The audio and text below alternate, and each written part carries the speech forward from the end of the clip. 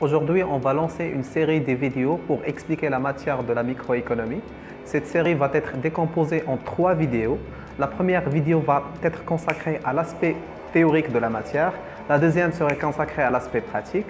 Et la troisième serait consacrée au traitement des exercices inspirés des TD et des examens de la faculté Trek-Stipan. En ce qui concerne la première vidéo qui sera dédiée à la partie théorique de la matière de la microéconomie, on va traiter 2 points qui sont essentiels, à savoir le premier point va traiter la relation qui existe entre la microéconomie et la science économique, et le deuxième point, il va traiter le fond de cette matière, à savoir la micro. Ainsi, pour ce faire, suivez-moi. Premier point, à savoir la relation qui existe entre l'économie et la microéconomie. Pour ce faire, il faut savoir tout d'abord qu'est-ce que ça veut dire l'économie. L'économie, c'est une science sociale inexacte dont l'objectif est d'étudier comment les agents économiques satisfont leurs besoins dans un contexte de rareté. Dans cette définition, il faut retenir 3 éléments qui sont essentiels, à savoir la notion de science inexacte, la notion d'agent économique et troisièmement, la notion de rareté. Commençons par une science inexacte. Qu'est-ce que ça veut dire une science inexacte? C'est tout simplement une science dont la façon pour atteindre l'objectif, il n'existe pas une seule, mais il existe plusieurs. Notamment dans l'économie, il existe des solutions qui sont adoptées par des courants de pensée. En l'occurrence, il existe généralement 3 courants de pensée, les classiques, les néoclassiques et les keynésiens. À savoir que les néoclassiques proposent pour atteindre l'objectif la microéconomie et que les keynésiens proposent pour atteindre l'objectif la macroéconomique. Là, on sait maintenant quelle est la relation qui existe entre la micro et l'économie, à savoir que la micro est une solution pour atteindre l'objectif prescrit par l'économie. Parfait. En ce qui concerne la notion d'agent économique, c'est quoi? C'est tout simplement une cellule composée de plusieurs personnes qui participent à l'élaboration des fonctions économiques.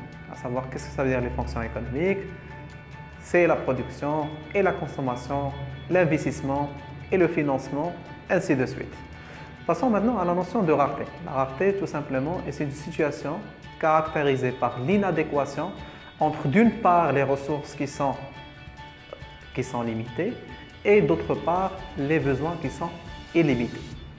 Maintenant, on a fini avec la relation qui existe entre la microéconomie et l'économie. Maintenant, passons au deuxième point, à savoir le fond de la microéconomie, c'est-à-dire comprendre le fonctionnement de la microéconomie. C'est quoi la micro? C'est tout simplement une branche de la science économique qui étudie chaque agent économique à part entière. D'une part, le consommateur, d'autre part, le producteur et finalement le marché. À savoir que le consommateur constitue l'élément de la demande, le producteur constitue l'élément de l'offre et le marché, le lieu de rencontre entre ces 2 éléments. Mais pour analyser un agent économique, il faut toujours poser des questions. Et les questions qui vont orienter notre analyse sont d'ordre 2. Principalement, quel est l'objectif de chaque agent économique et quel est l'élément qui constitue un obstacle pour atteindre cet objectif. Commençons maintenant par le consommateur.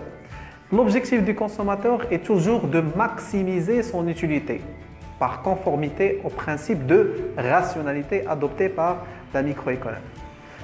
L'obstacle qui lui empêche pour atteindre cet objectif, c'est son pouvoir d'achat. Passons maintenant au producteur. Le producteur a un objectif qui est simple, c'est lui de maximiser le profit. Mais il a un obstacle qui lui empêche de faire ça, c'est son capital. Sur le marché se fixe une combinaison optimale. Ça veut dire quoi une combinaison optimale? Ça veut dire 2 choses qui sont essentielles. D'une part, la quantité à produire dans une économie et le prix avec lequel va se commercialiser cette production. Et sur ceci, je vous remercie et à la prochaine vidéo.